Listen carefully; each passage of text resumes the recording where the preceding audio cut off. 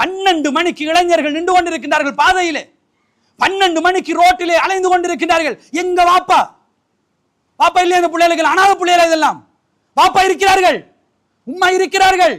இந்த நேரத்தில் சில இளைஞர்கள் என்னோடு கோவப்படலாம். எனக்கு நெருக்கமான இளைஞர்களுக்கு சேர்த்தான் சொல்லுகின்றேன். இந்த நேரத்தில் எனக்கு கோவப்படலாம்.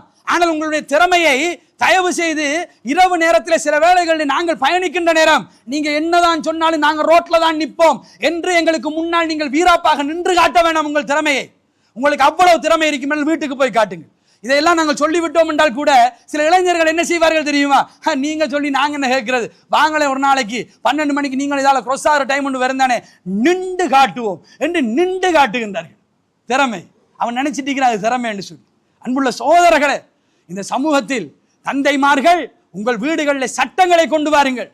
இந்த நேரத்துக்கு பின்னால் வீட்டை விட்டு வெளியே போகக்கூடாது.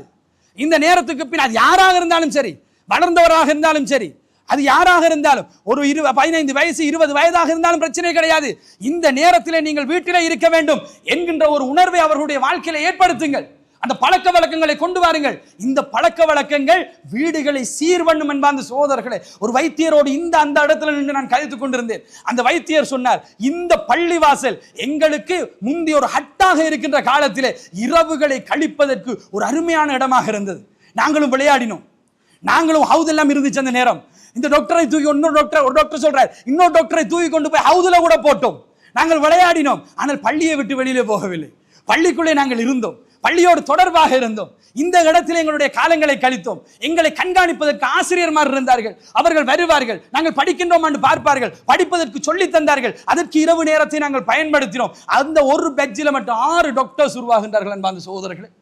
ஏன் நம்ம செய்ய முடியாது சமூக மாற்றத்தை? இரவு சரியாக பயன்படுத்தப்பட வேண்டும். அதற்காக வேண்டி சொல்லுகின்றேன்.